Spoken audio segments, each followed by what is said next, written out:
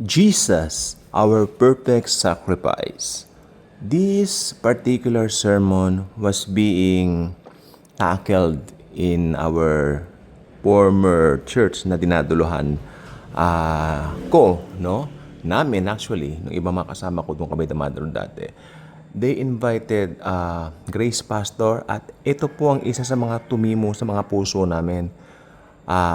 Papalitan ko na lang po yung title kasi may iba siyang title. Pero I simply, I made it more simple. Ang pamagat na lang po natin ngayon, Jesus, our perfect sacrifice. I believe na aalala ko sa isang sinihan niya ito in Greenwich. Nagkaroon kami ng event. Isa sa mga sa SM Cinema. May event kasi dati doon yung former church namin din. Ang galing nito nag-explain ka. Doon mo makikita kung sino ka kay Kristo. I think, okay, ano po ba ngayon? November 2012. So, sa biyaya ng Panginoon, 13 years na po ito, no? So, ito po ay something na talagang dapat lahat ng Kristiyano alam ito. It's so sad, many Christians still believe that they're being good, doing good, and continue to do good. Makakaipon para sila makakaipon doon ng pogi points kay Lord. Hindi po ganoon. Okay, ito po siya. Jesus, our perfect sacrifice. According na lang po sa analyze ko dito para pinadali, sinimplify ko lang po. I made this simplified, no? Noong unang panahon, para patawarin ka ng mga kasalanan mo, kailangan mong mag-offer ng hayop. Ngayon, ang tatanungin, bakit hayop? Why animals? Dahil ang dugo ng mga hayop dati, particular mga tupa, at kung iba't ibang hayop na, ito po ay may dugo. Parang tao rin, may dugo. At ito ay dadalhin ng offerer doon sa temple. May temple pa po dati, nung unang panahon. May temple, at doon, ang i-check po nung pinakapari ay hindi naman po yung offeror, kundi yung dala niyang offering. Ilapag mo dito, sasabihin niya.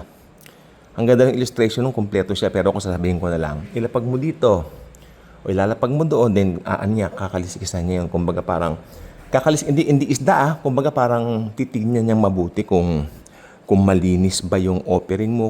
Pag may nakitang isang spot o sugat, bumalik ka na lang, maghanap ka ng iba. Okay? Ngayon, pag nakahanap na siya ng iba, babalik siya. And this time, kapag nakita na po ng pari na ayos na yung offering, anong gagawin? Anong gagawin? Gigilitan na yung offering. At ang dugo nun, i-sprinkle sa altar, Holy of Holies. Tanong ko po kayo, sino ang tinignan yung nag-o-offer o yung offering mismo? Sino ang tinitignan nung pare? Yung may dala ng offering o yung offering mismo? Yung offering mismo. Amen? Old Testament system po yan. Ngayon, pagkatapos ng seremonya, lalabas na po yung pare at sasabihin, pinatawad ka ng iyong makasalanan, pero sa isang taon, next year, you have to go back here, mag-offer ka ulit. Why? Ba't siya pinababalik after 1 year? Dahil na-expire na yung kanyang kapatawaran. That's the old way. That's the Old Testament way. Ang saklap, ang hirap. May expiration. Amen po ba? Di ba? Ngayon, nung dumating ang Panginoong Jesucristo, Diyos na totoo at tao namang totoo, hypostatic union, 100% God, 100% man at the same time. Okay? Namatay siya sa krus ng Kalbaryo. Shouted, it is finished. Nabubo ang kanyang dugo. Hindi po dugo ng hayop, dugo ng Diyos ang nabubo.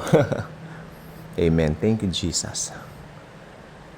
At ang sino mang maniniwala sa Kanya, sabi ng Biblia, magkakaroon ng buhay na walang hanggan. Kapatid ko kay Kristo, kung tinanggap mo na siya bilang Lord and Savior, naniwala ka sa tinapos niya gawa sa krus ng Kalbaryo, pinatawad na lahat ng kasalanan mo, past, present, future.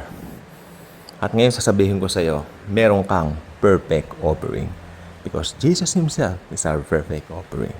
Ilan po ang gusto kong sabihin, feel free from condemnation, feel free from accusation, because lahat ng mga yan, gawa na po ng dyablo. Dahil si Jesus, sabi ng Galatia 5.1, pinalaya na tayo, at kapag pinalaya na tayo, manatiling malaya. Magandang gabi sa ating lahat. Sorry, magandang hapon pa lang. Madilim na kasi. 5:30 pa lang. Thank you, God bless po.